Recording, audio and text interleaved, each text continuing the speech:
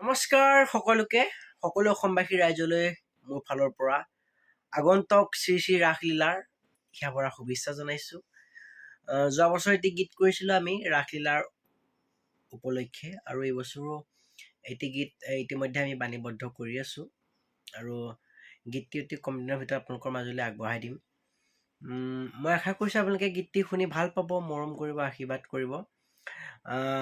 অকণমান নতুন ষ্টাইলত কৰিছোঁ গীতটি ৰাসৰ। অকণমান শুনাই দিছোঁ, কেনেকুৱা পাইছে জনাবচোন।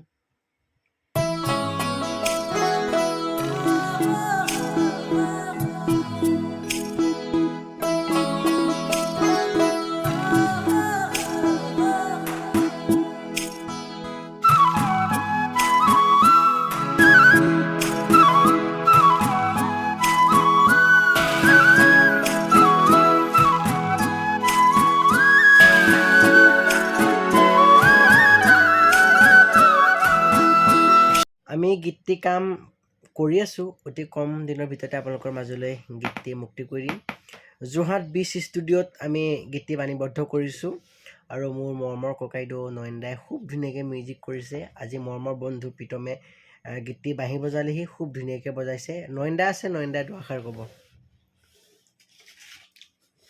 খুব সুন্দৰ এটি গীত ধন্তীয়ে কম্প'জ কৰিছে, আৰু গীতটো কাম কৰি খুব ভাল লাগিছে।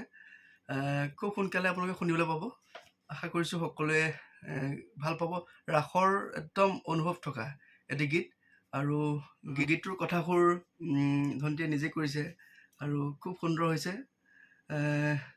গীতটি আপোনালোকে আদৰি ল'ব, লগতে শ্বেয়াৰ কৰিব। গীতটো ভাল হ'ব বুলি আশা কৰিছোঁ, আমি সকলোৱে ভাল পাব বুলি আশা কৰিছোঁ। খুব সোনকালে আপোনালোক এৰি দিম আমি। ধন্যবাদ। আমি গীতটি কাম কৰি আছোঁ। বৰ্তমান এতিয়া ৰাতি বাজিছে ৰাতি 2:30 বাজিছে। আমি গীতটিৰ কাম কৰি আছোঁ। অতি কম দিনৰ ভিতৰতে আপোনালোকৰ মাজলৈ গীতটি আগবঢ়াই দিম। সকলোৱে গীতটি শুনিব, আৰু ভাল লাগিলে লাইক কৰিব, কমেণ্ট কৰিব, আৰু যদি কিবা ভুল হৈ যায় আপোনালোকে তথাপিও কমেণ্ট কৰি জনাব, যাতে আমি আগন্তক আহিবলগীয়া গীতত সেই ভুলখিনি শুধৰাব পাৰোঁ। ধন্তী দাস অফিচিয়েল ইউটিউব চেনেলত গীতটি উপলব্ধ হ'ব, গতিকে সকলোৱে গীতটি শুনিবলৈ নাপাহৰিব। ধন্যবাদ।